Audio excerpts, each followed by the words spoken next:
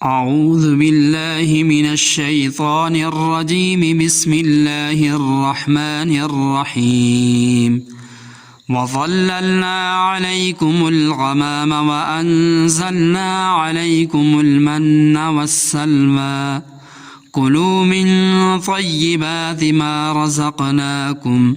وما ظلمونا ولكن كانوا انفسهم يظلمون وظللنا اور ہم نے سایہ کیا علیکم تم پر الغمام بادل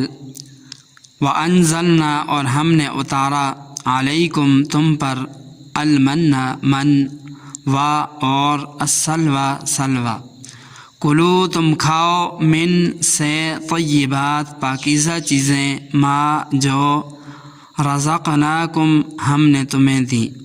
و اور ما ظلمونا انہوں نے ظلم نہیں کیا ہم پر ولیکن اور لیکن کانوا تھے انفسہم اپنی جانیں یظلمون وہ ظلم کرتے تھے وظللنا علیکم الغمام اور ہم نے تمہارے اوپر بادل کا سایہ کر دیا وانزلنا علیکم المن والسلوى اور تمہارے اوپر من اور سلوہ اتارا کلوا من طیبات ما رزقناکم کھاؤ پاکیزہ چیزیں جو ہم نے تمہیں روزی دی ہے وما ظلمونا ولكن كانوا انفسهم يظلمون اور انہوں نے ہم پر ظلم نہیں کیا بلکہ وہ اپنی ہی جانوں پر ظلم کرتے تھے۔ بنی اسرائیل نے بحر قلزم پار کر کے میدان سینا جس کو وادی طی بھی کہتے ہیں قدم رکھا تو لقدق میدان تھا جہاں شدید گرمی تھی اور دور دور تک سبزہ پانی کا کوئی نام و نشان نہیں تھا۔ اس لیے بنی اسرائیل گھبرا اٹھے اور حضرت موسیٰ علیہ السلام سے فریاد کرنے لگے کہ ہم پانی کہاں سے پئیں، ہم تو پیاس سے تڑپ تڑپ کر مر جائیں گے، یہاں تو پینے کے لیے پانی کا ایک قطرہ بھی موجود نہیں۔ تو آگے آئے گا کہ موسیٰ علیہ السلام نے اللہ تعالیٰ کے دربار میں درخواست کی، عرض کیا، التجا کی۔ چنانچہ بنی اسرائیل کے 12 قبیلے تھے، ان کے لیے علیحدہ علیحدہ چشمے پھوٹ پڑے۔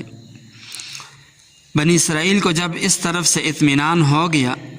تو اب کہنے لگے کہ پانی کا انتظام تو ہو گیا لیکن زندگی کے لیے صرف پانی تو کافی نہیں، ہم کھائیں گے کہاں سے؟ تو موسیٰ علیہ السلام نے پھر اللہ تعالیٰ کی دربار میں دعا کی۔ اللہ تعالیٰ نے فرمایا تمہاری دعا قبول ہوئی، پریشان نہ ہو،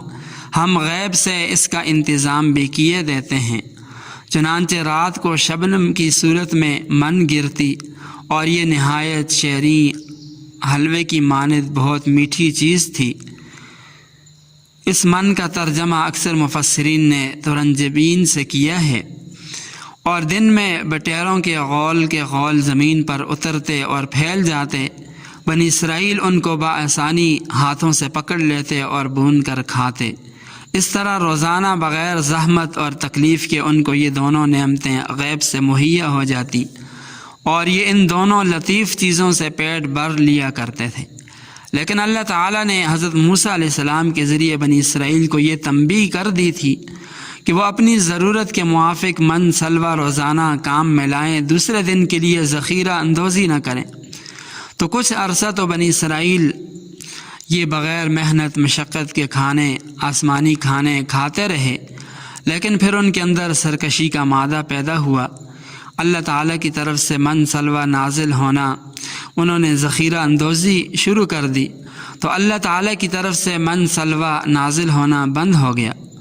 اور جو جمع کیا کرایا تھا وہ سڑ کر خراب ہونے لگا، اس میں بدبو پیدا ہونے لگی۔ اسی طرح وادی طی یا میدان سینا میں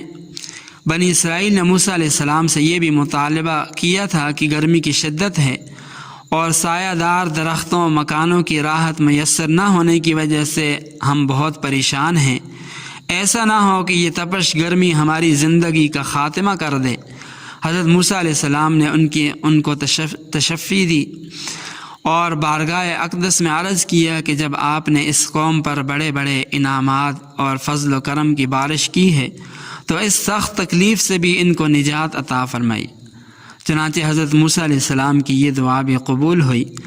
اور آسمان پر بادل نمودار ہوئے، بنی اسرائیل پر بادلوں کے ذریعے سایہ کیا گیا، اور بنی اسرائیل جہاں بھی سفر کرتے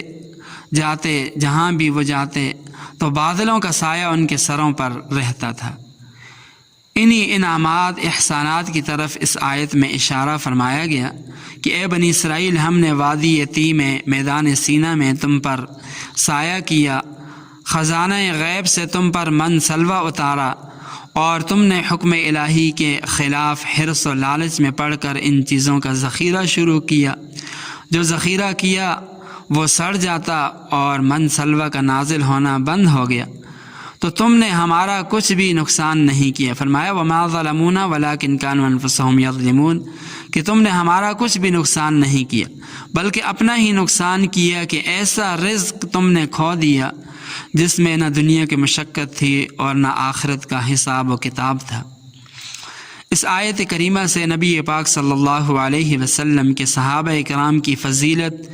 دوسرے انبیاء علیہ السلام کے صحابہ پر ظاہر ہوتی ہے۔ وہ اس طرح کہ رسول اللہ صلی اللہ علیہ وسلم کے صحابہ نے سخت دھوپ گرمی کے اندر غزوات کیے،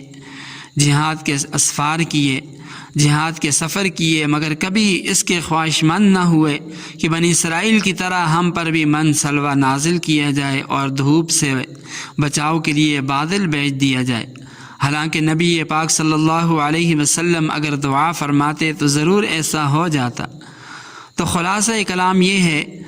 کہ اس طرح اللہ تعالیٰ اپنی وہ خاص رحمتیں، انعامات جو قوم بنی اسرائیل پر ہوئے تھے برابر بیان فرما رہے ہیں، اور ساتھ ہی اس قوم کی غلطیاں اور جرائم کو بھی ظاہر فرمایا جاتا ہے تاکہ یہود مدینہ، وہ یہود جو نزول قرآن کریم کے وقت موجود تھے، وہ نصیحت پکڑیں اور گزشتہ کے تجربات سے سبق حاصل کر کے اب اس غلطی سے باز آ جائیں جو وہ نبی آخر الزمان صلی اللہ علیہ وسلم پر ایمان نہ لانے اور اسلام قبول نہ کرنے میں کر رہے تھے، تاکہ وہ ان سے سبق حاصل کریں اور موجودہ لوگ وہ اللہ کے رسول صلی اللہ علیہ وسلم کی نبوت رسالت کا اقرار کریں اور قرآن کریم جو سراسر ہدایت ہے اس کے احکامات پر عمل پیرا ہو جائیں۔ اللہ تعالیٰ کا بے انتہا شکر احسان ہے کہ جس نے اپنے فضل و کرم سے ہم کو اسلام سے نوازا اور افضل المرسلین پر ایمان لانا نصیب فرمایا۔ اللہ تعالیٰ ہم سب کو ان انعامات احسانات کا حق ادا کرنے کی توفیق عطا فرمائے اور اپنی اور اپنے رسول صلی اللہ علیہ وسلم کی ہر طرح کی چھوٹی بڑی نافرمانی سے بچنے کی توفیق عطا فرمائے۔ وآخر دعوانا ان الحمد للہ رب العالمین۔